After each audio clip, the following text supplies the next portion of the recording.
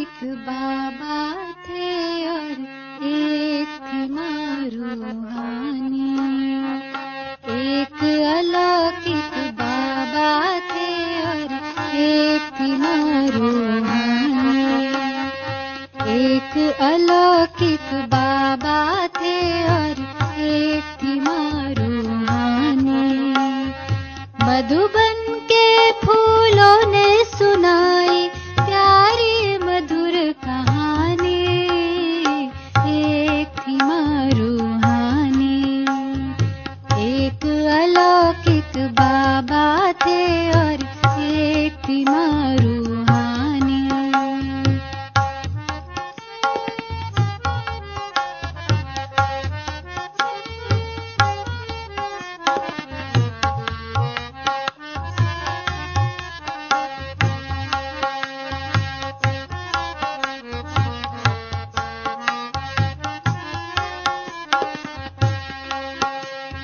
बहुत समय पहले नहीं ये अभी अभी की बात।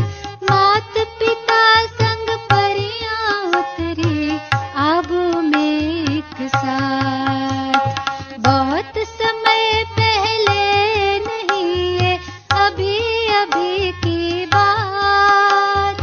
मात पिता संग परियां उतरी आबू पर एक साथ।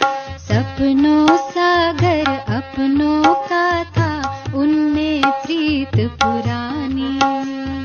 सपनों सागर अपनों का था उनमें प्रीत पुरानी। मधुबन के फूलों ने सुनाई प्यारी मधुर कहानी।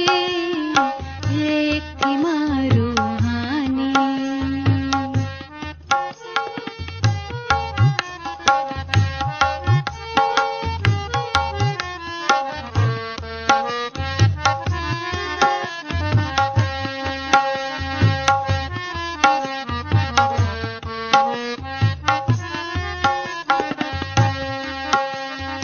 ओम मंडली में आई एक कन्या नाम था राधे। आ,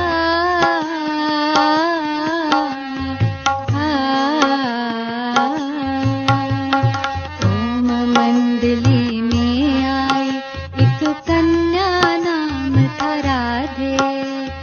कहते जिसको ओम राधे बने कृष्ण की राधे। बने कृष्ण की राधे। बनी कुमारी जगदम्बा माँ वरदानी कल्याणी। ओम शांति।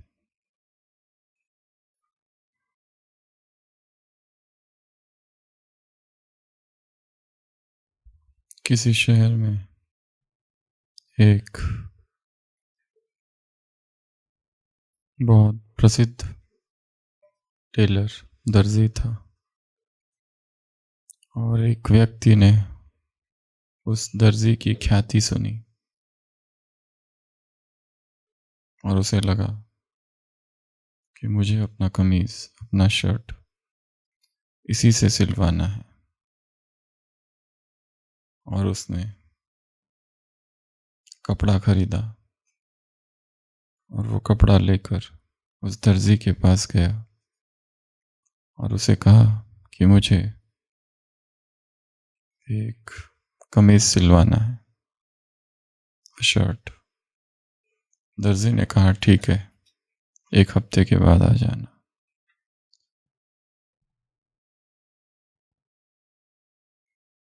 एक हफ्ते के बाद वो व्यक्ति पहुंचा कमीज लेने के लिए और उसे बहुत एक्साइटमेंट था क्योंकि उसने बहुत नाम सुना था उस दर्जी का। और जब 1 हफ्ते के बाद उसने उस कमीज को देखा तो वो बहुत खुश हो गया और वो व्यक्ति कहता है मैं इसे पहन के देखना चाहूंगा। और वो वो शर्ट पहन के देखता है। जैसे ही पहन के देखता है, वो पाता है कि लेफ्ट साइड का जो हैंड है, बाजू कमीज की, बहुत बड़ी बनाई है, और राइट साइड की जो बनाई है छोटी बनाई है। तो वो कंप्लेन करता है, ये क्या है? वो टेलर कहता है, मैं लेटेस्ट टेलर हूं, आर्टिस्टिक, द मोस्ट क्रिएटिव। इस समय मार्केट में यही फैशन चल रही है, तुमको कुछ पता ही नहीं है फैशन के बारे में। दिस इज ट्रेंडिंग, ये लेटेस्ट ट्रेंड है। वो कहता है, अच्छा, मुझे पता ही नहीं। कमीज सिलवाया, एक बाजू बहुत बड़ा और एक छोटा।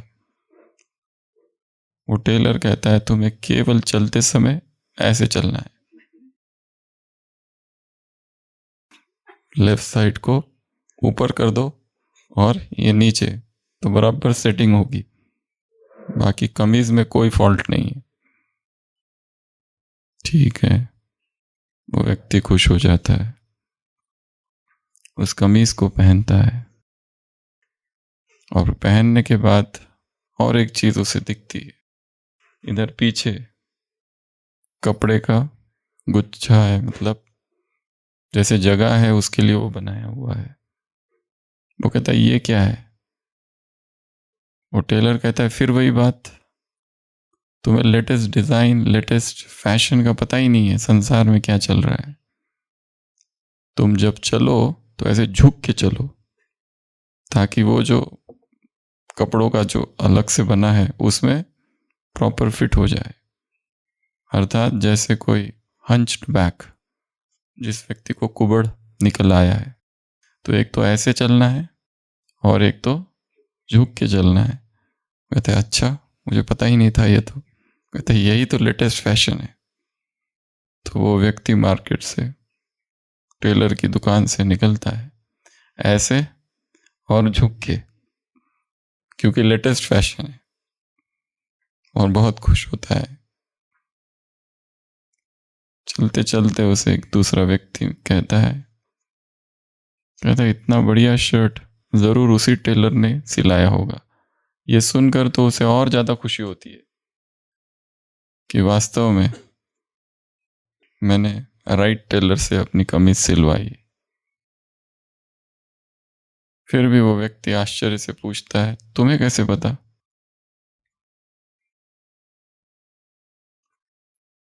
तो वो मित्र कहता है, ऐसे कैसे नहीं पता, पूरे शहर में एक ही तो टेलर है जो हैंडीकैप के लिए कमीज सिलवाता है।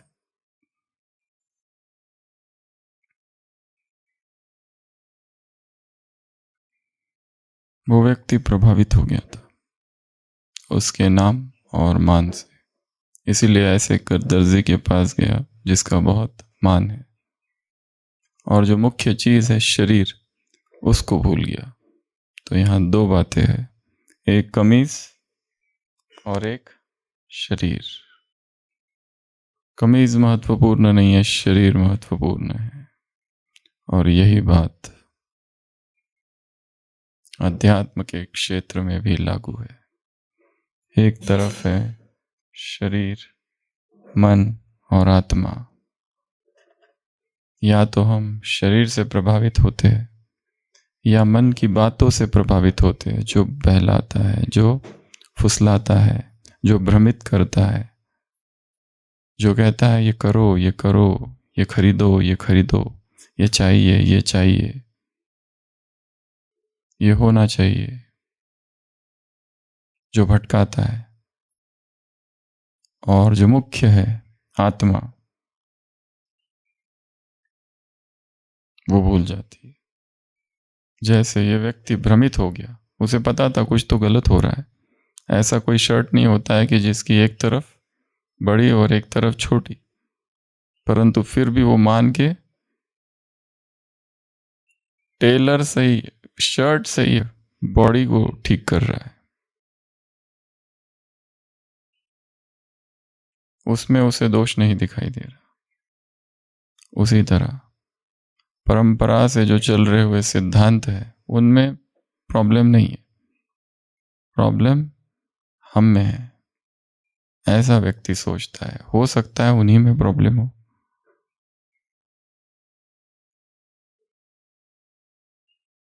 जो शुरुआत में किसी ने चालू किया वो उस समय की परिस्थिति अनुसार चालू हुआ था और उसे अभी केवल ब्लाइंडली फॉलो किया जा रहा है। विवेक तो मन भटकाता है, मन बरगलाता है, प्रभावित होता है,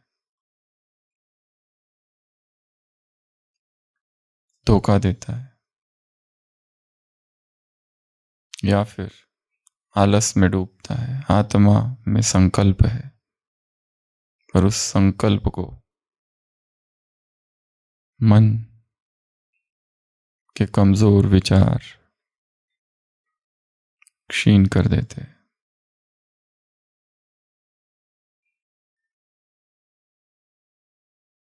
कल भी हमने चर्चा की थी, अपने संकल्प को प्रगाढ़ करना है। एक संकल्प आ जाए फिर उस संकल्प के बीज को पानी देना है। सभी जानते हैं, मम्मा से किसी ने कभी पूछा था कि आप नए हो और आपसे पुराने यहाँ कितने हैं, फिर भी आप इतने आगे कैसे चली गई। मम्मा ने पहले तो कुछ कहा नहीं, फिर भी जब जबरदस्ती पूछा तो कहा कि इसमें कोई व्यक्ति जब आगे जाता है तो बहुत सी बातें होती है, बहुत सी बातों का तालमेल बिठाना होता है, तब कहीं वो आगे जाता है। परंतु पूछने वाले ने पूछा फिर भी आप आगे कैसे गई, उसकी वो पावरफुल एक पॉइंट बताओ, कोई एक बात। और तब मम्मा ने कहा था बहुत समय के बाद सोच विचार के कि मैं जो एक बार संकल्प करती हूँ वो इतना दृढ़ होता है कि चाहे कोई भी परिस्थिति क्यों ना आ जाए उसे पूर्ण करके ही रहती हूँ। और इसी वजह से मैं आगे गई। ये मम्मा का उत्तर था। संकल्प को दृढ़ करना, संकल्प को प्रगाढ़ करना,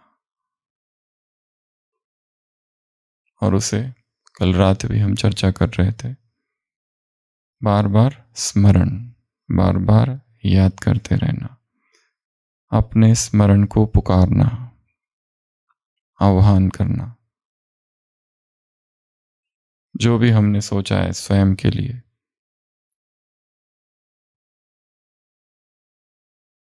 और क्या विधि हो सकती है संकल्प को प्रगाढ़ करने की। कैसे संकल्प को शक्तिशाली बनाया जाए। संकल्प तो ले लिया है, बहुत दृढ़ है, वो कोई भी हो सकता है। हम एक फिक्स्ड लाइफस्टाइल में बंधे हैं। अगर कोई भी चेंज करना है, कोई भी परिवर्तन लाना है, चाहे भोजन में, चाहे दिनचर्या में, चाहे व्यवहार में, तो मन मना करता है, उसे पसंद नहीं है। उसे चाहिए कि जो चल रहा है वही चलने दो, इसमें जरा भी कुछ और चेंज ना आए। वो बहुत कंफर्ट जोन में है, उसके बाहर वो निकलना नहीं चाहता। तो अब दृढ़ संकल्प करना अर्थात कंफर्ट जोन से बाहर निकलना, दृढ़ संकल्प करना अर्थात जो सुविधाजनक दिनचर्या बना के रखी है उसमें हलचल पैदा करना। क्योंकि संकल्प हम कर रहे हैं, और संकल्प अर्थात विद्रोह। विद्रोह किससे? स्वयं के संस्कारों से विद्रोह। कल कहा था ना, होमवर्क, एक कंडीशन, पुराने संस्कार, अपमान, अपमान, अभिमान की महसूसता से भी मुक्त, के दाग से मुक्त। तो जब संकल्पों को दृढ़ करना है तो पहली बात बताई, उसको दोहराना है। दिन भर में और फिर रात में सोते समय। और क्या कर सकते हैं जिससे संकल्प दृढ़ हो जाए? व्रत और अटेंशन, व्रत, दृढ़ प्रैक्टिस, ये दोहराव अर्थात ही प्रैक्टिस। उसके इम्पोर्टेंस को जाना, उसके बाद संकल्प लिया, व्रत लिया, अब उसको दृढ़ करना है। उसके बारे में लिखा, उसके बारे में चर्चा की, डिक्लेयर किया पब्लिकली कि आज से मैं, कल से मैं इतने बजे अमृत वेला उठूंगा। सबके सामने बोल दिया। अब सो नहीं सकते क्योंकि वो सारे पहले से करने वाले हैं और उनके सामने बोल दिया। तो ये भी एक विधि है। पर ये सब ठीक है, और क्या हो सकता है? हाँ, विजन बोर्ड बनाना। विजन बोर्ड, अपनी प्रतिज्ञा, जो भी प्रतिज्ञा बनाई, विजन बोर्ड। भीष्म प्रतिज्ञा उस दिन हमने देखी थी, प्रताप प्रतिज्ञा। जब तक अपनी मातृभूमि को मुक्त नहीं कर देता तब तक महलों में नहीं रहूंगा,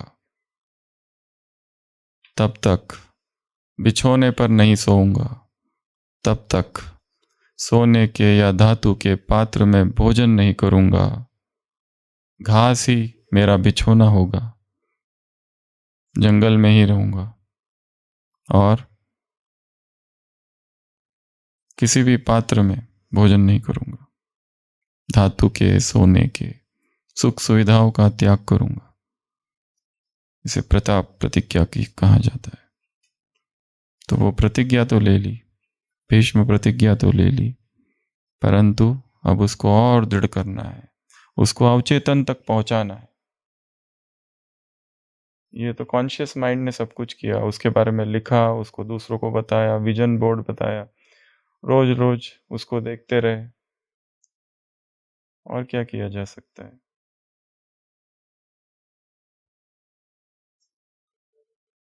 उसके फायदे नुकसान सब लिखा कि ये अगर मैं करूंगा, अपने आप को देखा अपने संपूर्ण स्वरूप में कि ये सब उसमें है और वो मेरी तरफ आ रहा है, मिल रहा है, गले मिल रहा है, हाथ मिला रहा है, वगैरह वगैरह।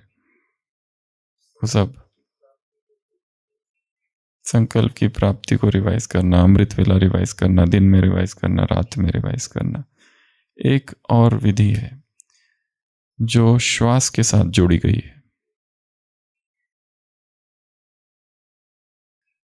जैसे हम श्वास छोड़ देते हैं और उसको बाहर रोक के रखते हैं, श्वास लिया और बाहर रोक के रख दिया, उस समय चेतना आतुर होती है थोड़ी देर के लिए। किसके लिए? श्वास वापस लेने के लिए। हलचल मचती है कि कब लूं, कब लूं, कब लूं। उस समय उस संकल्प को दोहराना। बाहर छोड़ा हुआ है या फिर अंदर रोक के रखा है कुंभक, उस समय संकल्प करना, परंतु श्वास अब लेना मत, बाहर ही रखना है। जब वो अवस्था नहीं आ जाए मरने की, तब तक श्वास बाहर ही रोक के रख देना जितना रोक सकते हैं, और उस रोकी हुई अवस्था में संकल्प करना, मैं दृढ़ संकल्प कर रहा हूं, dash dash dash dash dash, जो भी करना है। मैं परम पवित्र आत्मा हूं, पवित्रता मेरा स्वभाव है, मैं अखंड ब्रह्मचारी हूं। वो भाई ने गीत गाया था ना उस दिन, साधना नित्य साधना, धवल क्रांति की अखंड साधना।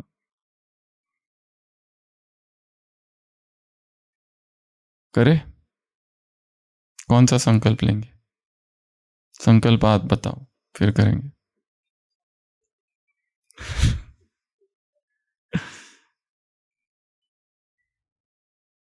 मैं शक्तिशाली हूं, मुझ में शक्तियां, सर्व शक्तियां समाई हुई है। संकल्प क्या है? मैं शक्तिशाली हूं, मुझ में सारी शक्तियां समाई हुई है।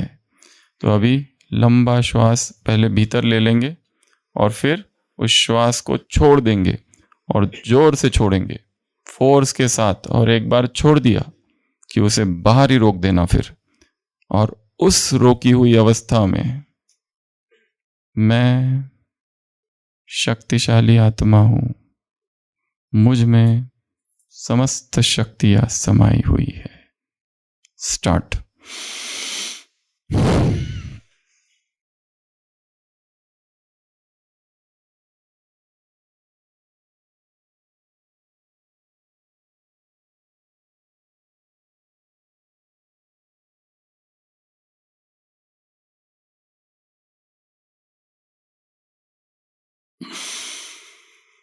श्वास लेंगे।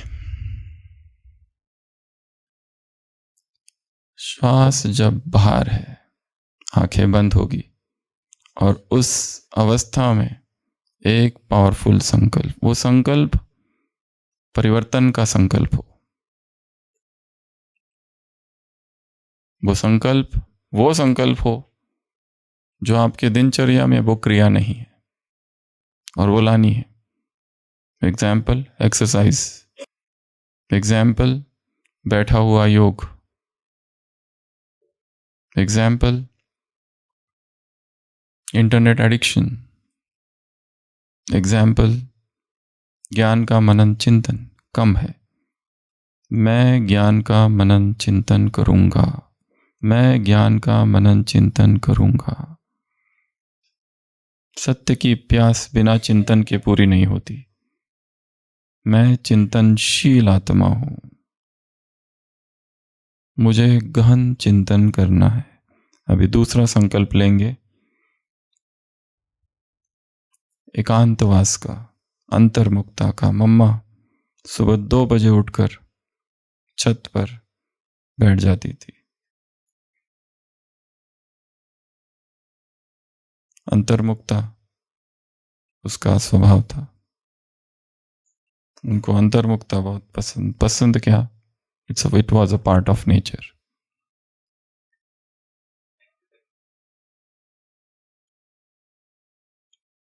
हंसी मजाक मम्मा को बहुत ज्यादा पसंद नहीं था, क्योंकि उसमें व्यर्थ कब आ जाता है पता ही नहीं चलता है। रूहानी हंसी मजाक, लौकिक हंसी मजाक कब बन जाता है, उसके बीच की सीमा रेखा बहुत झीनी बहुत थिन है।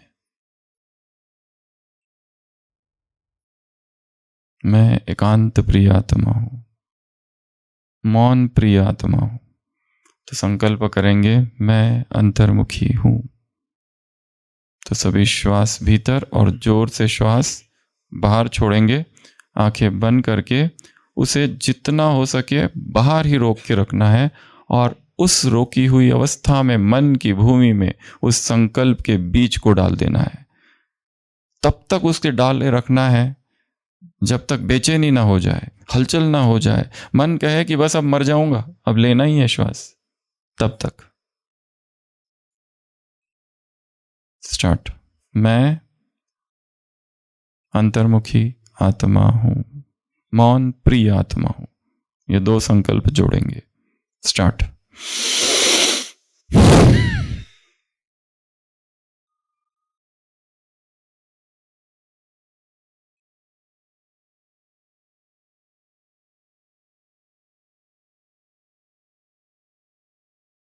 थक जाने के बाद श्वास ले लेंगे।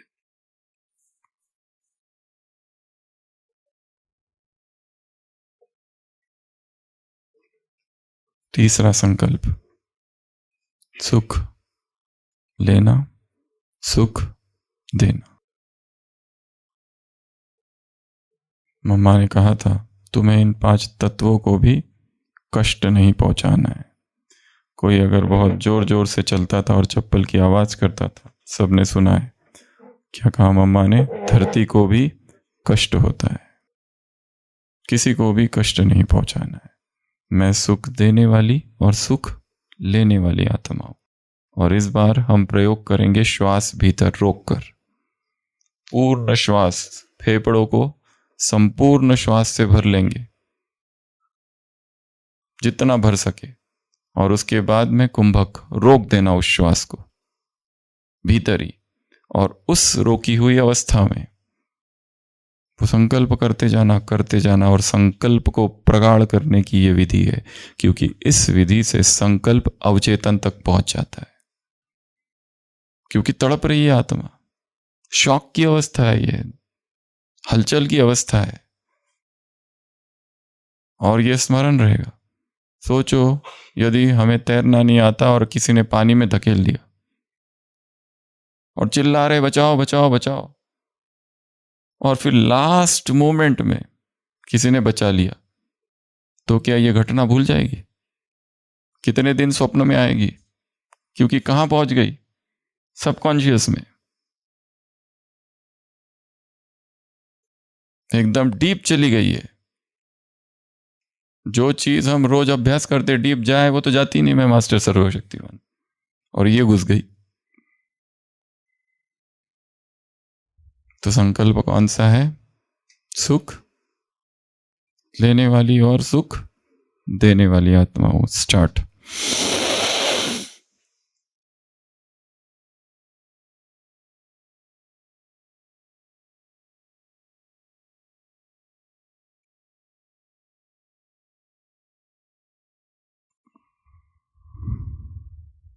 थक जाने के बाद श्वास छोड़ देना। यथाशक्ति निरंतरम। योग का सिद्धांत क्या है? यथाशक्ति निरंतरम। यथाशक्ति करना है, जबरदस्ती नहीं करना है। कोई 1 मिनट कर रहा है तो मैं भी 1 मिनट करूंगा, कोई 2 मिनट कर रहा है तो उसको मुझे हराना है।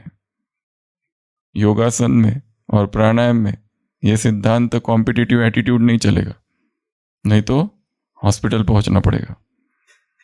धीरे धीरे, शनै शनै, सहजता से इस अभ्यास को बढ़ाना है। जितना हो सके श्वास को भीतर रोक के रखना।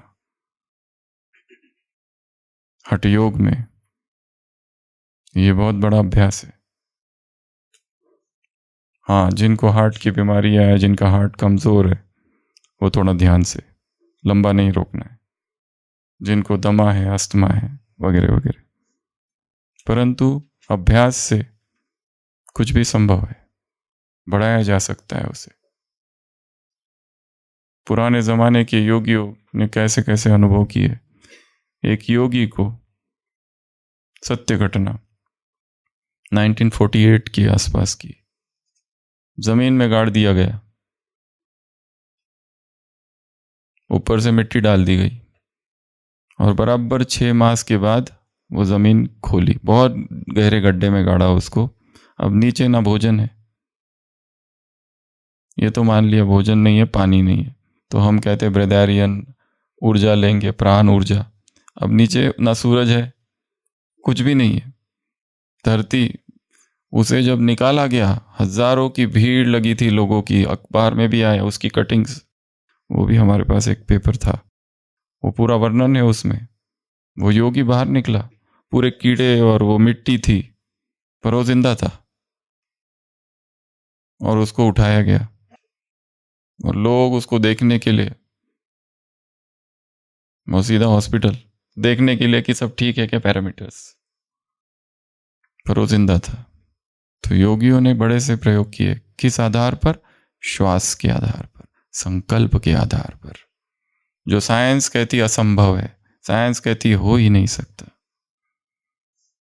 चौथा प्रयोग। मम्मा को देखा किसी ने, मम्मा गेहूं साफ कर रही है।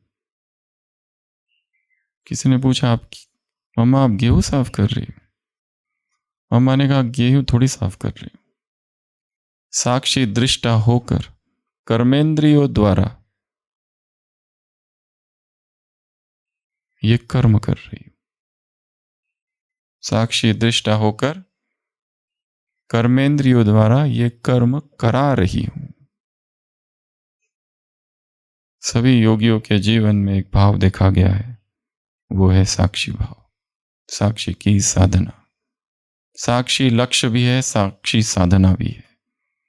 तो अभी अगला संकल्प करेंगे, श्वास भीतर लेकर उस श्वास को जितना हो सके पहले 30 सेकेंड और फिर धीरे धीरे 1 मिनट 2 मिनट तक, जितना हो सके बहुत धीरे धीरे 5-5 सेकेंड हर दिन बढ़ाते बढ़ाते, और उस रोकी हुई अवस्था में संकल्प करते रहेंगे, संकल्प करते रहेंगे। और उस संकल्प को आंखें बंद करके दोहराना है, रिपीट करना है, करते जाना है, करते जाना है उस अवस्था तक कि बस अब अगर श्वास नहीं लिया तो मैं गया। उस अवस्था में श्वास सीधा अवचेतन तक पहुंचेगा, deep in the subconscious mind. Start. पहले एक बार छोड़ देना आराम से और फिर पूरा भर के ले लेना।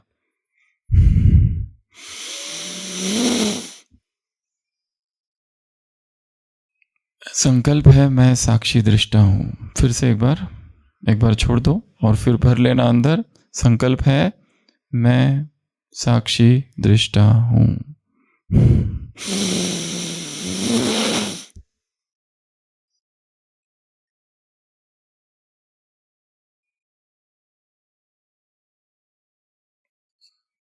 बॉडी रिलैक्स और फिर छोड़ेंगे। संकल्प को दोहराते रहना है, दोहराते रहना है, दोहराते रहना है, दोहराते रहना है।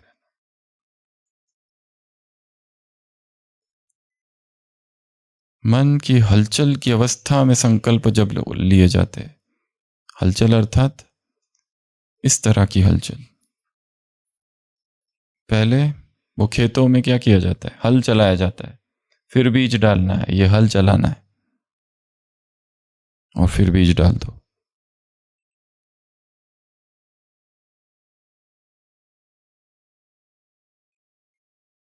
तो आज मम्मा डे,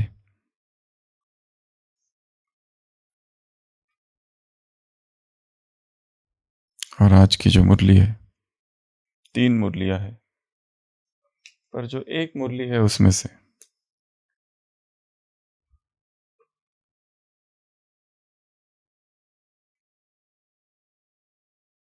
वो एज इट इज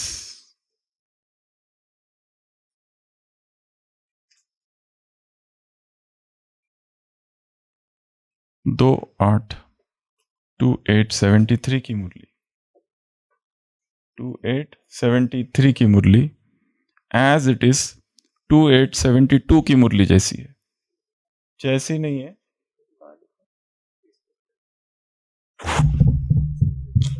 वो दोनों एक ही है। शायद ये प्रिंटिंग ये होगा as it is, word to word, जो कि हमने NK13 में रिवाइज कर चुके हैं और टेस्ट दी है उस पर सबने। इसके लिए इसको छोड़ देते, विधि से सिद्धि वाली। राहत हो गई ना, एक छूट गई तो। पर ये कैसे हुआ पता नहीं, शायद आप मुरली डिपार्टमेंट में पूछ सकते हैं।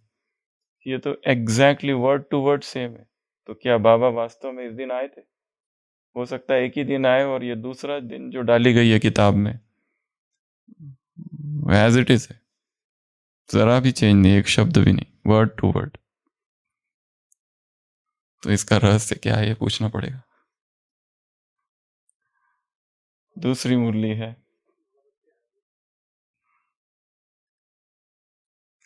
3673 की मुरली।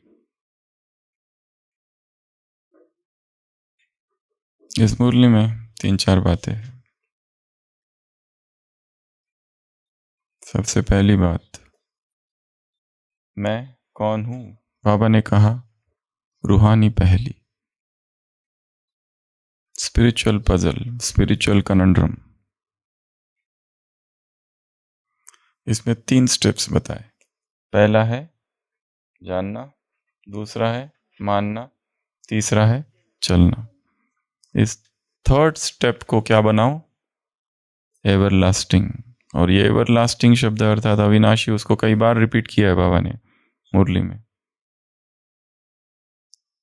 और जो कल हम चर्चा कर रहे थे, संकल्पों को रिवाइज जब करते, अनुभव को जब रिवाइज करते, तब वो शाश्वत होते। बार बार उसको रिवाइज करना है। तो आज काम क्या करना है? होमवर्क नंबर 1,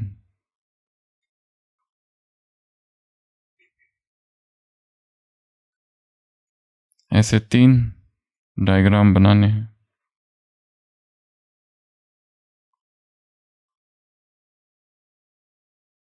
जानना, मानना और चलना। 3 बलून और थोड़े बड़े, और उसमें लिखना है कौन कौन सी बातें मैं जानता हूं ज्ञान संबंधी। दूसरा, किन किन बातों पर मेरा विश्वास है, मैं मानता हूं कि यह सत्य है। और तीसरा, कौन सी बातें हैं जिस पर मैं चल रहा हूं, या फिर मुझे चलना है, अभी चल नहीं रहा हूं। वो यहां तक तो कन्विंस हो गए कि यही सत्य है, कि ये करना चाहिए, पर कर नहीं रहे हो। फर्स्ट स्टेप तो हो गया, जान तो लिया। This is just knowing. जानना अर्थात नोइंग। ये दिनचर्या है, ये खाना, ये नहीं खाना, ये ऐसा करना, ये नहीं करना है, ये किया तो ये नुकसान हो जाता है।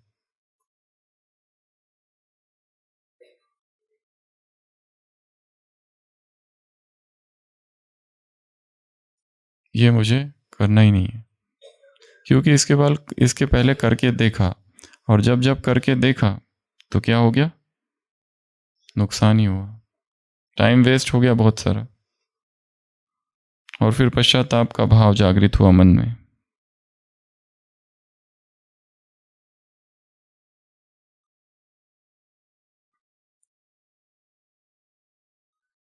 कल की मुरली में 3 बार एक वाक्य था, कौन सा? मैंने ये किया, मैंने ये किया, मैंने ये किया। 3 बार। कई बार हम सब ने सुन चुके हैं। मम्मा बेंगलोर गई थी, 1.5 मास मम्मा ने वहां सेवा की, और जब आई और मम्मा से पूछा सेवा कैसी थी, अच्छी थी। मम्मा को खुद की हुई सेवाओं के बारे में बताने में कोई इंटरेस्ट नहीं था, क्योंकि उसमें क्या आ जाता है, बताते बताते ही चाहे 10 बार हम कहते रहे मैं निमित्त हूं, मैं निमित्त हूं, मैं निमित्त हूं, परंतु उसके साथ एक क्या जुड़ा रहता है? मैं, अ रिंग ऑफ ईगो।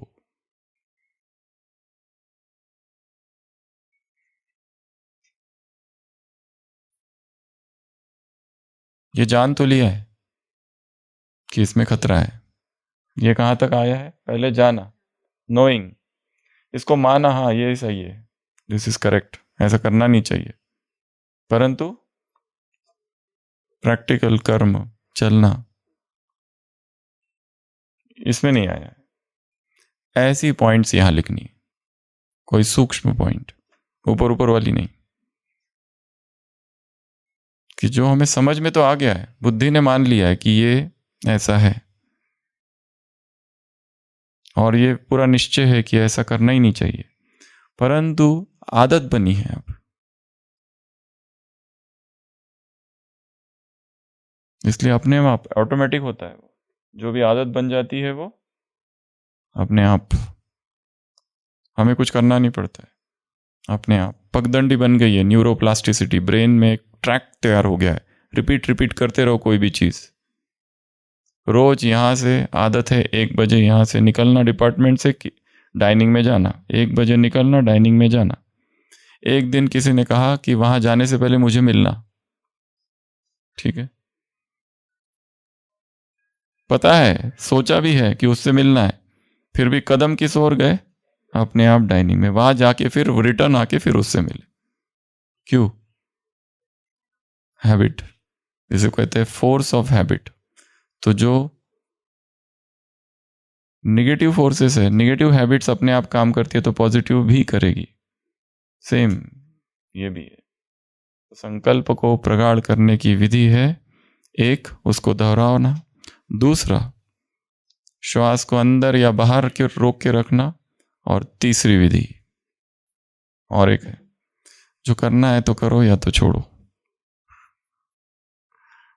जो योगियों ने की है, पर प्रैक्टिस करके देख सकते हैं। एक शिष्य ने गुरु से पूछा, ये फास्टिंग इंपॉर्टेंट क्यों है, उपवास? गुरु ने कहा टाइम आने पे बताऊंगा, अभी जाओ। दूसरे दिन गुरु उसको बुलाते और कहते बैठो यहां, आंखें बंद करो और इस जीवन में जितने तुमने पाप किए हैं उन सबको याद करो। जितने तुमने पाप किए हैं सारे पापों को याद करो, आंखों के सामने देखो, उसमें समा जाओ, उस घटना में स्थिर हो जाओ। जब जब तुम्हें पश्चाताप हुआ वो सारी घटनाओं को याद करो। वो शिष्य बैठ गया, अभी अभी आश्रम में आया था, नया शिष्य, और सारी चीजें याद करने लगा। उसके जीवन में जो जो अब तक गृहस्थ में जो जो दुख आए, घटनाएं हुई, उसने जो जो गलतियां की, जो जो पाप किए, दूसरों को दुखाया, और उसकी आंखों में आंसू आ गए। गुरु ने कहा अब आंखें खोलो, अब क्या करो, अब जाओ जाके भोजन करो। उसने कहा इंटरेस्ट ही नहीं है, अभी क्या खाऊं? गुरु ने कहा बस यही है फास्टिंग, यही है उपवास।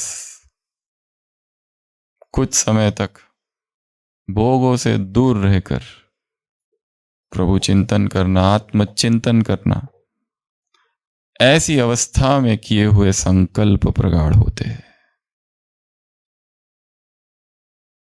ऐसी अवस्थाओं में किए हुए संकल्प सीधा अंदर घुसते हैं, किधर? सबकॉन्शियस।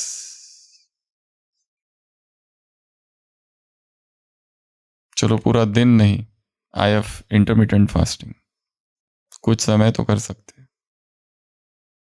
अच्छा चेंज तो कर ही सकते हैं।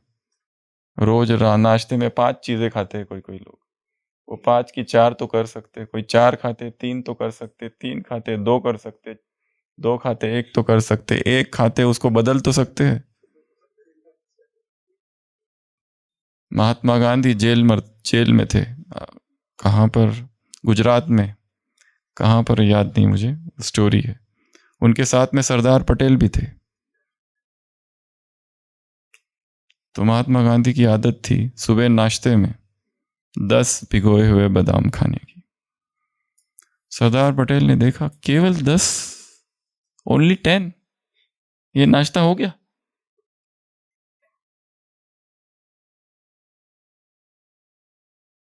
थोड़ा 5 बढ़ा क्यों नहीं देते? 10 से क्या होता है, 10 से क्या होता है?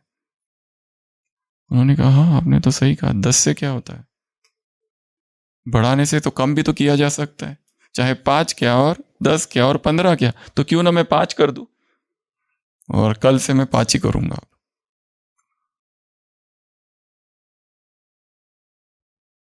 ये तो यहाँ की कंडीशनिंग है, बस प्रोग्रामिंग है।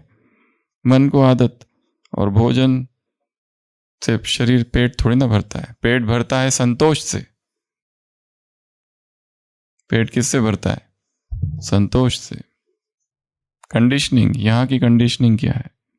तो जब भोगों से, हर प्रकार के भोग से हम दूर रहते हैं, काम, भोजन या बाकी सुविधाओं से, और ऐसी असुविधा की कंडीशन में, ऐसी अनकंफर्टेबल कंडीशन में, ऐसी कंफर्ट जोन से बाहर अवस्था में जो संकल्प लिया जाता है वो संकल्प प्रगाढ़ होता है। ये है मेथड नंबर 3। वापस मुरली की तरफ। तो आज ये काम करना है, ये 3 बनाने हैं, उसमें लिखना है जान तो बहुत लिया है, पर ये कौन सी चीज है वो मत लिख देना, आत्मा परमात्मा वो सारा 7 डे का कोर्स और वो सब मत डाल देना इसमें। जानना अर्थात शुरुआत यहां से करो, या तो सोच में, चिंतन की शुरुआत यहां से करो कि जो चीज मुझे पता है, जो चीज मैं मानता हूं फिर भी हो नहीं रही है, अमृत वेले का सारा महत्व पता चल गया है, परंतु निरंतरता कहाँ है? कभी 3, कभी 3.5, कभी 2.25, और हमारे पास कारण तो बहुत अच्छे अच्छे। मम्मा को किसी कारण से लेट हो गया, कोई प्रोग्राम था, 11 बज गया, 12 बज गया, सभी ने कहा मम्मा आपकी जो आदत है ना 2 बजे उठने की, आज लेट हो गया ना, तो कल इसको क्या करो, पोस्टपोन।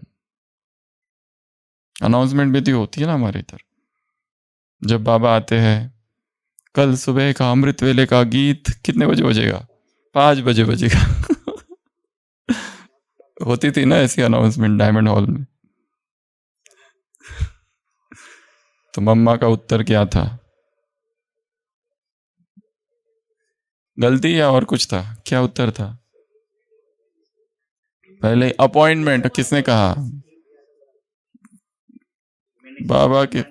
बाबा के साथ अपॉइंटमेंट 2 बजे की है। अब गलती हमने की, पहले तो एक श्रीमत तोड़ दी, जल्दी सोना ये श्रीमत है, उसको तोड़ा, चाहे कारण कुछ भी हो, तो क्या दूसरी भी श्रीमत तोड़ू? अपॉइंटमेंट का टाइम फिक्स्ड है। फिर भक्तों का टाइम चालू होता है, ब्राह्मणों का टाइम चालू होता है 3:30 बजे के बाद। इसलिए ब्राह्मण भी भक्तों से कम नहीं है मांगने में, बाबा से, इसलिए उससे भी पहले। ब्राह्मणों का 3:30 है, तो तुम्हें थोड़ा पहले अपना उठ के काम करना पड़ेगा। जो बॉस होता है ना ऑफिस में, उसके केबिन में कब जाना ये भी इंपॉर्टेंट है। वो डिपेंड करता है आपके जाने से पहले कौन गया था। अगर वो कोई दूसरा गया और झगड़ा करके आ गया है और आप तुरंत जा रहे हैं बॉस के सामने लीव एप्लीकेशन लेके, 5 दिन की छुट्टी चाहिए, मधुबन जाना है, तो क्या करेंगे? तो वो डिपेंड करता है आप बॉस से कब मिलने जा रहे हो और आपके पहले कौन गया। आप सुबह सुबह जा रहे हो 9 बजे, जब अभी अभी बॉस आके बैठे हैं तब जा रहे हो, या 5 बजे जा रहे हो जब हजारों बातें हो गई है कोई रिक्वेस्ट लेके?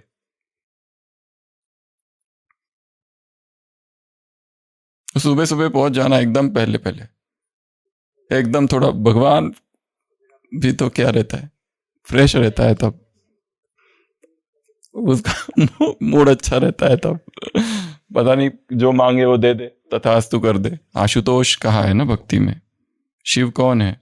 आशुतोष है, मन चाहा वरदान देने वाला, चाहे दे ही दे।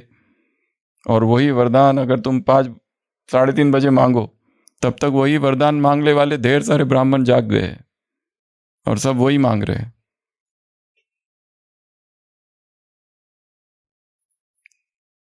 तो थोड़ा जल्दी। तो ये पहला काम है आज का, ऐसे 3 बनाने हैं, उसमें ये चीजें लिखनी है। दूसरा इस मुरली में है फॉलो फादर, ये शब्द हमने कई बार सुना है। आज का होमवर्क है, जब फॉलो फादर ये शब्द कहते हैं तो मन में कौन सा चित्र आता है, वो चित्र बनाना है। फॉलो फादर कहते ही हमने ये कुछ चित्र यहाँ लिए हैं। फॉलो फादर, ये फॉलो फादर का चित्र एक है, छोटा बच्चा है जा रहा है अपने पिताजी के पीछे पीछे, तो this is one picture of follow father. तो जब फॉलो फादर करो एक, ये दूसरा फॉलो फादर करते हैं तो कौन सा चित्र मन में आता है, ऐसा एक क्रिएटिव चित्र बनाना है फॉलो फादर का। पिताजी बैठे हुए हैं ध्यान में, ये भी बैठा हुआ है, जो बाप जैसा बाप वैसे बच्चे, फुट स्टेप पर चलने वाले, फॉलो फादर, ये एक दूसरा चित्र है फॉलो फादर का। तो अपनी क्रिएटिविटी को एक्टिवेट करना, इग्नाइट योर क्रिएटिविटी, उसके लिए लिखना, ड्राइंग बनाना, ये बहुत जरूरी है। तो रोज कर ही रहे और थोड़ा ज़्यादा ही कर रहे, करो, चालू रखो।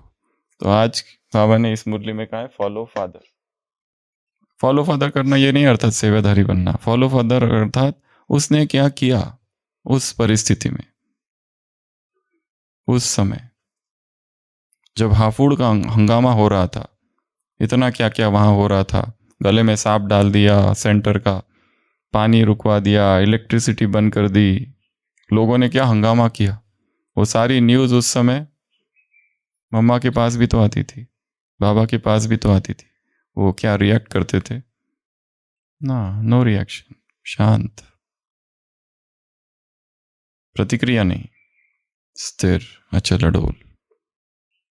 तो एक बार फिर से प्रयोग करेंगे, श्वास को भीतर रोक देंगे और संकल्प है मैं अचल अडोल आत्मा हूं। और इस बार जितना ज्यादा समय हो सके उतना ज्यादा समय रोकना है। और एक चीज का याद रखना है, रीढ़ की हड्डी सीधी हो और बॉडी रिलैक्स पर, एकदम रिलैक्स, टेंशन नहीं दिखना चाहिए, टेंशन नहीं दिखना चाहिए, परंतु रीढ़ की हड्डी कैसी हो, सीधी। कोई भी योग के प्रयोग के समय अगर ये ऐसा आराम से बैठ के करते हैं, पहले तो पूरा भरेगा नहीं परंतु रीढ़ की हड्डी सीधी मतलब ऐसा नहीं कि पूरा ऐसे, body relax, body full relax, केवल ये सीधा बस। और ऐसी अवस्था में अब एक बार पहले श्वास आराम से बाहर छोड़ दो और फिर जोर से भीतर लेके उसे अंदर रोक देना है, आंखें बंद कर देनी है। मैं अचल अडोल आत्मा हूं, तब तक उसे करते रहना है। संकल्प को दोहराओ, रिपीट, जब तक कि छटपटाने लगे, मछली पानी से बाहर डाली गई है, उस अवस्था तक ले जाओ, पर धीरे धीरे प्रैक्टिस के साथ। ठीक है, स्टार्ट।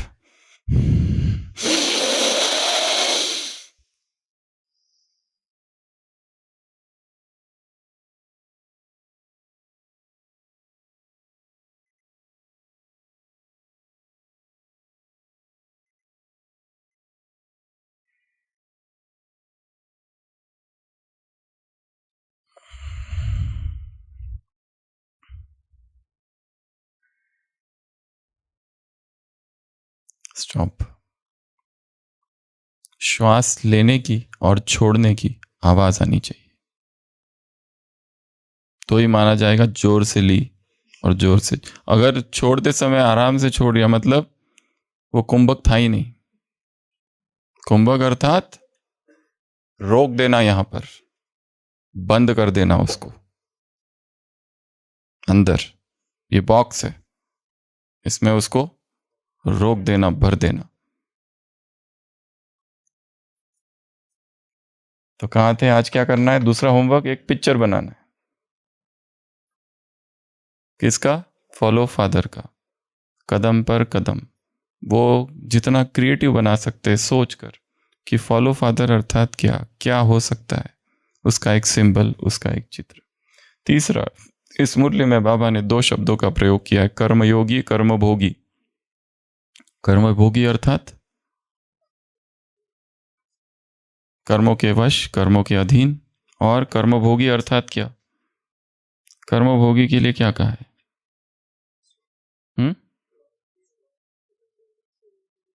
कर्मभोगी अर्थात क्या क्या हो सकता है?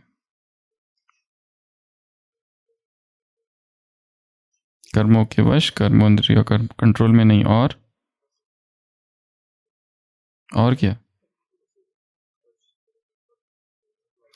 परतंत्र, स्वतंत्र, वो सब वो राजा वाली पॉइंट से। और क्या है? हम कुछ और देख रहे हैं।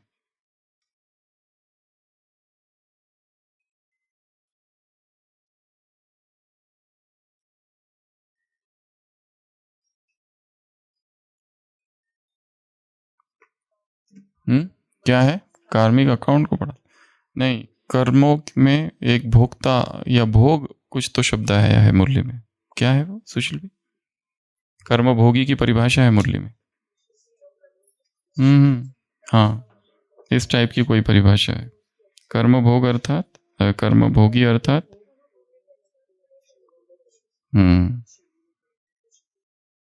जो कर्म के भोग के वश हो जाते हैं, अर्थात कर्म के भोग भोगने में अच्छे व बुरे में कर्म के वशीभूत हो जाते हैं, उन्हें कहा गया है कर्मभोगी। एग्जाम दी, फेल मार्क आ गए, दुखी हो गए, अर्थात कर्मभोगी, क्योंकि बुरे परिणाम को भोग लिया ना। कोई काम किया, बहुत अच्छा परिणाम आया, इतने खुश, पकड़ पकड़ के सबको सुना रहे। मीठा फल, खट्टा फल, मुंडोक का उपनिषद। एक झाड़ है, झाड़ में ऊपर की डाली है, वहां पे एक पक्षी है, और नीचे की डाली है, वहां एक पक्षी है। नीचे का जो पक्षी है वो फल खाते रहता है, कभी मीठा फल खाता है झाड़ का ऊपर, पर हमेशा जब भी खाता है ऊपर के पक्षी को देखता है, अरे वो तो कुछ भी नहीं खा रहा है, वो शांत बैठा है ऊपर का पक्षी। फिर ये दूसरा फल खाता है, खट्टा है, बहुत दुख होता है खट्टा फल खा के, फिर ऊपर देखता है ऊपर का पक्षी तो वैसा ही है, और ये करते रहता है, कभी इधर कभी इस डाली कभी उस डाली, कभी ये झाड़ कभी वो ढाल, पर हर बार ऊपर देखता है कि ऊपर का पक्षी तो कुछ भी नहीं कर रहा है, और धीरे धीरे करते करते ऊपर के पक्षी तक पहुंच जाता है, और फिर उसे पता चलता है अरे ये पक्षी तो मैं ही हूं, वो नीचे वाला तो झूठा था, वो प्रतिबिंब था, ये मैं हूं, ये मेरा केवल प्रतिबिंब था, ये मेरा संपूर्ण स्वरूप था, ये तो मैं व्यक्त अव्यक्त ब्रह्मा।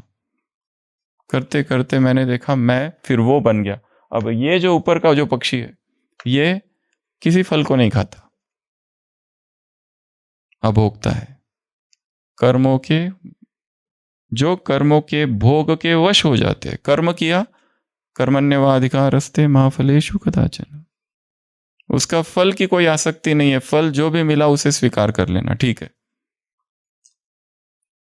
कुछ भी हो, अभी नीट पीजी एंट्रेंस एग्जाम थी, 24 लाख लोग इस एग्जाम को दे रहे थे भारत में। एमबीबीएस के बाद में पीजी के लिए जो एंट्रेंस एग्जाम थी 23 तारीख को थी। पीजी के बाद एंट्रेंस एग्जाम होती है ना एमबीबीएस के बाद, कितने लोग दे रहे थे भारत के? 24 लाख लोग। सब लोग ट्रेवल्स करके हजारों लाखों रुपयों की ट्यूशन्स, कोचिंग क्लासेस सब अटेंड की लोगों ने, और एग्जाम देने के लिए दूसरी जगह पर होटल्स में रुके, करोड़ों के होटल्स का फीस बिल सब कुछ, और रात को 10 बजे 22 तारीख को गवर्नमेंट का मैसेज आया एग्जाम पोस्टपोन्ड। हलचल मची हुई है मेडिकल फील्ड में, आवाज उठा रहे, दंगे, ये वो क्या क्या हो रहा है। कितने लोग दे रहे थे? 24 लाख लोग, जिनको एमडी करना है, पोस्ट ग्रेजुएशन करना है। क्यों हुआ? क्योंकि शायद नीट पीजी जो यूजी वाली एग्जाम थी एमबीबीएस एंट्रेंस की, उसमें थोड़ा सा पेपर लीक हो गया, तो गवर्नमेंट चाहती है कि, पर लोगों के ढेर सारे प्रश्न हैं। हो सकता है वास्तव में गवर्नमेंट के पास एक ठोस कारण है इसे रोकने का, कि और ज़्यादा कड़ा इसको करना है, पर लोग बहुत प्रश्न उठा रहे हैं। पहले से सोचना चाहिए था ये वो, क्योंकि कितने नुकसान हुआ पैसों का, एनर्जी का, जो प्रिपरेशन, जो एक्साइटमेंट। तो यहाँ कर्म तो है, पर कर्म के साथ बहुत सारी इच्छाएं जुड़ी हुई है, और वो इच्छाएं पूरी ना होते ही एकदम दुख की अवस्था आ जाती है। लोगों के लेक्चर्स हो रहे हैं, जिन्होंने जितनी कोचिंग एकेडमीज है, लोग बच्चों को सांत्वना दे रहे हैं, कोई नहीं, वी आर विथ यू, हम तुम्हारे साथ हैं, उदास मत हो जाओ, दुखी मत हो जाओ। गवर्नमेंट ने कहा है कि नई देश अनाउंस होगी, पर ये कर्म कैसे है? सारे कर्म भोग वाले हैं, दुखी होने वाले, क्योंकि आसक्ति है उसमें। और कर्म योगी अर्थात न कर्म न कर्म का फल दोनों ही टच न करे, सेवा की भूल गए, डिटैच्ड। अब वो ज्ञान में आए नहीं आए उसके पीछे ही पड़े हैं, ठीक है, उसको आना ही नहीं है, उसको आगे बढ़ना ही नहीं है, तुम क्या कर सकते हो? छोड़ो। तो कर्म भोगी नहीं बनना है, क्या बनना है? भोक्ता भाव को खत्म करना है, ये है मेन पॉइंट। भोक्ता भाव जो है ना, उसको हटा देना है। बहुत बड़ी कॉन्फ्रेंस की, बहुत अच्छा किया, फुल स्टॉप, कॉन्फ्रेंस पूरी हुई, वो अपने राग हम अपने मार्ग। एक बहुत बड़ा प्रोग्राम कर लिया सेंटर पर, मेगा प्रोग्राम कर लिया, इसको बुलाया उसको बुलाया, प्रोग्राम हो गया, अब दूसरे प्रोग्राम की तैयारी करो, अब आगे की सेवा की सोचो, अब नई योजनाएं बनाओ। एक भट्टी हो गई, एक दूसरी, अब उसी भट्टी का चिंतन मत करते रहो कि बहुत अच्छी बहुत अच्छी बहुत अच्छी, अब आगे की सोचो, नेक्स्ट नेक्स्ट नेक्स्ट, यही अध्यात्म है, रुकना नहीं है कहीं। पॉइंट नंबर 3, बाबा ने कहा यह है राजयोग। अभी राज्य नहीं कर सकते, वहां राजा क्या बनोगे? तो आज आपको एक राजा का चित्र बनाना है, कुछ भी बना सकते हो ये, और उसमें राजा की क्वालिटीज लिखनी है। कितनी? 10 क्वालिटीज। यहाँ ये 10 हमारे पास लिखी हुई है। ए फॉर अथॉरिटी, राजा अर्थात प्राधिकार, अथॉरिटी हो। राजा अर्थात शौर्य, ब्रेवरी। राजा अर्थात करिश्मा, करिश्मा अर्थात प्रतिभा। राजा अर्थात डिप्लोमेसी, डिप्लोमेसी कूटनीति, वो थोड़ा ये होना चाहिए, डिप्लोमेटिक, डिप्लोमेटिक का निगेटिव अर्थ नहीं लेना है। राजा युक्त, इसमें क्या कहा? युक्ति युक्त, योग युक्त, शक्ति युक्त, 3 शब्दों का प्रयोग है। एम्पैथी, दूसरों के दुखों को वो जाने समझे, संवेदनशील हो राजा। मंडल मिश्र को, और मंडल मिश्र और शंकराचार्य के बीच में वाद विवाद होता है और शंकराचार्य मंडल मिश्र को हरा देता है। मंडल मिश्र बहुत प्रसिद्ध है, उसको हराने वाला कोई था नहीं आज तक वाद विवाद में। शंकराचार्य हरा देता है, अब उसे उसका दास बनना है।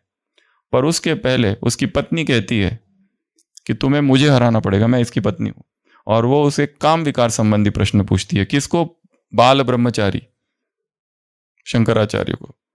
तो बिल्कुल चुप ही हो जाता है। उसको कहता है मुझे कुछ पता ही नहीं है, मुझे टाइम चाहिए। थोड़ा टाइम लेता है, जाता है और अपने शिष्यों को कहता है मेरे शरीर का ध्यान रखना। और उसकी आत्मा प्रवेश करती है एक राजा की आत्मा में, और वो राजा की अभी अभी मृत्यु हो गई होती है। और वो राजा कौन होता है? अत्यंत विलासी और भोगी, दिन रात भोग में डूबा हुआ राजा। और ऐसे राजा के तन में शंकराचार्य की आत्मा आ जाती है। वो राजा को अभी जलाने ही वाले थे तो वो जाग जाता है। और इसके बाद से लोग आश्चर्यचकित हो जाते हैं, वो ज्ञान की बातें कर रहा है, प्रजा के हित का सोच रहा है। पहले तो उसको कहते थे प्रजा मर रही है, राजा कहता था मरने दो उनको, उनका भाग्य है, और खुद भोगों में डूबा रहता था। एकदम आमूल परिवर्तन देखा गया। पहले वो चिंता नहीं करता था, अभी उसे चिंता है हर एक। तो ऐसा प्रसंग आता है एक। तो राजा अर्थात एम्पैथी, जो प्रजा के हित का सोचे। प्रजा दुखी तो उसे पीड़ा होती है। फेयरनेस, न्यायकारी, ईमानदार, बुद्धिमत्ता, न्यायाधीशता, ये सब राजा। तो आपको ऐसे राजा की 10 क्वालिटीज लिखनी है। बहुत सारी चीजें हो सकती है, ये तो कुछ बताई। तो ये 4 आज के होमवर्क है। दूसरी जो मुरली है, लास्ट मुरली, वो आपको रिवाइज करनी है। किससे? वो लोकेशन से। कितने लोकेशंस? लोकेशन नंबर 81 से 90 तक में। वो भी छोटी सी बड़ी है बट सार युक्त अच्छी मुरली है। तो आज से ये सीरीज यहाँ पर पूरी हो रही है। तो 24 दिनों की ये सीरीज थी, नूतन क्रांति, जिसमें मुख्य था प्रकृति का सानिध्य, जिसमें हमने कितनी मुरलियाँ रिवाइज की? 74। और जिसमें 24 मुरलियों पर आपने टेस्ट दी। एक लास्ट टेस्ट आज बाकी है। सुशील भाई को हमने कहा था बहुत टफ पेपर सेट करना, पर उन्होंने बहुत रहम दिल है सिंपल पेपर है। तो आज का सबका लास्ट पेपर है और आपके पास अगले 3 दिन है। तो उन 3 दिनों में आपको मुरलियाँ रिवाइज करनी है। कितनी मुरली रिवाइज करनी है? 50। उन 50 मुरलियों की डेट्स ऑलरेडी दे चुके हैं, नॉन एन की मुरली। तो उन पहले दिन 16 मुरलियाँ, कल फिर 16 और फिर 18, ऐसी 3 दिन मुरलियाँ रिवाइज करना है। और रिवाइज करना अर्थात पढ़ते जाना। और टेंशन नहीं रखना है कि एग्जाम का क्या होगा। अभी सुना ना, कर्म भोगी नहीं कर्म योगी, बस पढ़ लो और छोड़ दो, फिर जो होगा सो देखेंगे। फुल प्रिपरेशन करके जाना, बस भगवान भरोसे छोड़ देना फिर लास्ट में। और इन 3 दिनों में, जैसे कल भी कहा था, यहाँ पर डायबिटीज़ की सीरीज होगी। 3 दिन डायबिटीज़, अभी हॉस्पिटल में जो कैंप चालू हो गए हैं उसके विषय में जानकारी दी जाएगी। और डायबिटीज़ की बेसिक कॉन्सेप्ट्स क्या है, डायबिटीज़ क्यों होता है, कैसे होता है, उसके लक्षण क्या है, कैसे उससे छूटे, और स्पिरिचुअल, और हॉस्पिटल में जो अगले मास से जो कैंप होगा उसकी डेट क्या होगी, कैसे कांटेक्ट करें, वो सारी जानकारी इन 3 दिनों में दी जाएगी। पर आपको कुछ करना नहीं है इसमें, खाली सुनना है। No homework, no test. हाँ, ज्ञान योग से थोड़ा सा हट के जानबूझ के टॉपिक रखा है, क्योंकि 3 दिनों में पूरा रिवाइज करना वैसे भी संभव ही नहीं है। 16 मुरलियाँ कैसे रिवाइज करें यहाँ? 16 और 18, तब जाके 50 पूरी होगी। यहाँ पे सेल्फ रिवीजन करना है। और पिछली बार जो रिवीजन किया था तो लोगों ने बड़े दोष निकाले उसमें कि आवाज़ नहीं आया, ये नहीं आया, वो नहीं आया, जबकि बहुत अच्छे से सारा कुछ रिवाइज किया था। तो फिर भी इसलिए खुद ही रिवाइज करो। और फिर 28 तारीख को खुद ही एग्ज़ाम देनी है। और उसके 3 दिन फिर क्या होगा, उस 3 प्रश्न के रिवीजन हो गए। और 2 तारीख से नई भट्टी चालू होगी, 74, 75 की मुरलियाँ। टोटल मुरलियाँ है 98। घबरा मत जाना ये फिगर सुन के। 21 डेज में वो कैसे करना है वो अभी हमको भी नहीं पता, अभी देखते हैं, थोड़ी प्रेरणा लेनी पड़ेगी ऊपर से।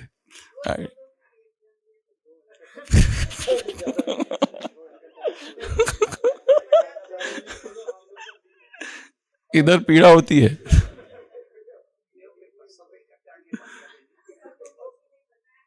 पेपर सबमिट करके सुशील भाई कह रहे सबमिट का बटन जब आता है तब शिव बाबा स्वाहा, जैसे यज्ञ में पेपर को सबमिट कर रहे हैं, तो स्वाहा कर देना, अब जो होगा सो होगा, उसको सबमिट कर देना और फिर आंखें बंद करके ध्यान लगा के 5 मिनट आंखें बंद करना और फिर आंखें खोलना, जो भी है ठीक है, अपने काम में लग जाओ, उससे ज्यादा प्रभावित नहीं।